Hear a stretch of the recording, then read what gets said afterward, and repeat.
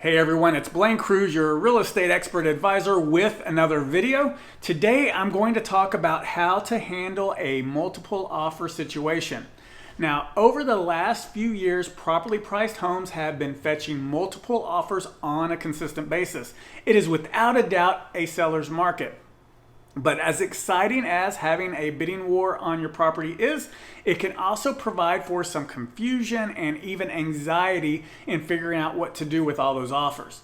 Your natural instinct might be to choose the one that allows you to walk away with the most amount of money, but there are many other aspects of offers to consider that contribute to the offer's overall strength. Let's take a closer look at the best approaches to dealing with a multiple offer situation so that you can come out on top. First, you can request everyone's highest and best. The fairest thing for all buyers' offers and the best way for you to get the strongest offers to look at is to have the buyer's agents come back with their client's highest and best offers by a specific date. Handling the process in this way forces all potential buyers to come to the table with their absolute best offer or to leave the competition if they're not serious. This can create an auction atmosphere and drive up their excitement for your home, hopefully making it less likely that they'll hold back in their offer. You're not really negotiating at this point, but you will be with the best offer that comes your way.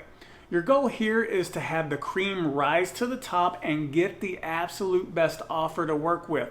Remember, we're looking for the strongest overall offer, and it's possible that the strongest offer is not the highest offer, but it should meet your needs the best.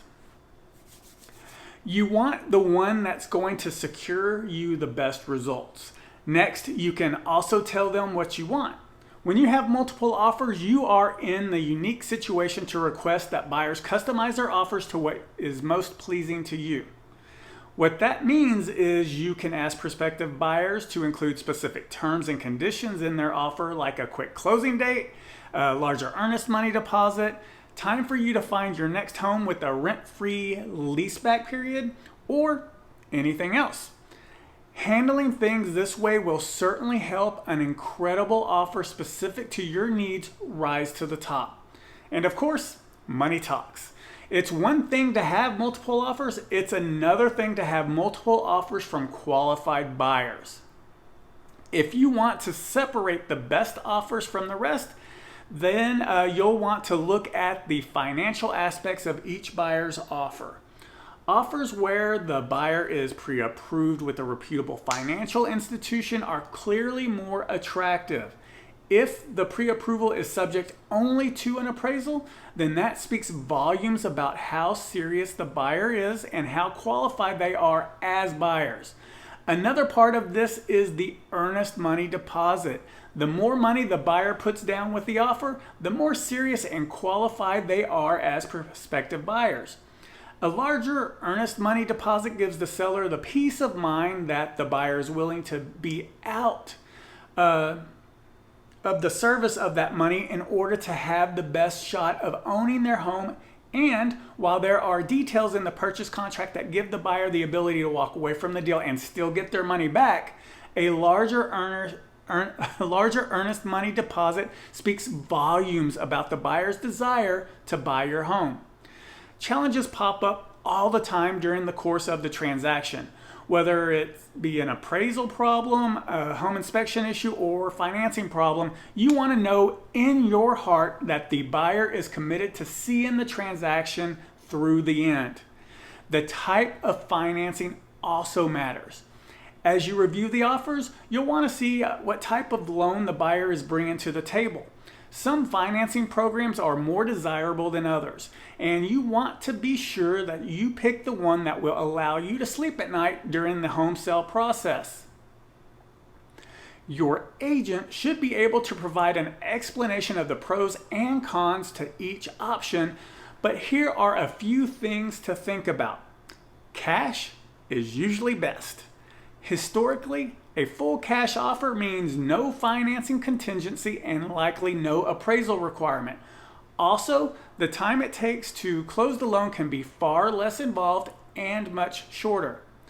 VA loans, while completely guaranteed by the U.S. government, can be tougher because the VA has some specific requirements about what they'll allow and not allow with the homes that get their financing.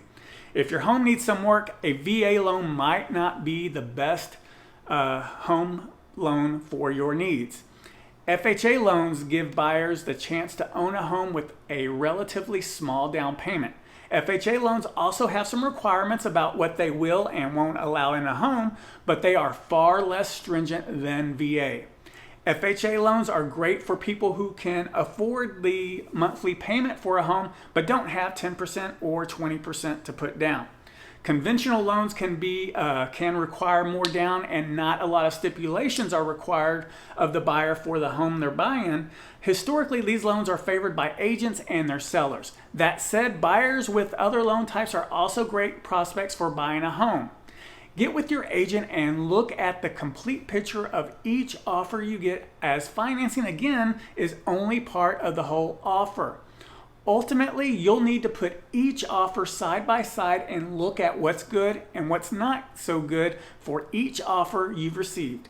Finances, earnest money deposit, option periods for due diligence, dates and requirements, closing, and all the other terms and conditions of the offer. Some conditions will be favorable and others will not be, as well as some offers might include a letter from the buyers with a picture and others won't. The important thing for you is to look at each offer on the whole and determine which offer you're going to want to work with for the entirety of the sales process until closing. Remember, it's your goals that matter in the process. You'll want to be as objective as possible in making your decision and focus completely on the offers you have and which one is the best for you. Taking the time to come up with the right offer is the best thing you can do to handle a multiple offer situation properly.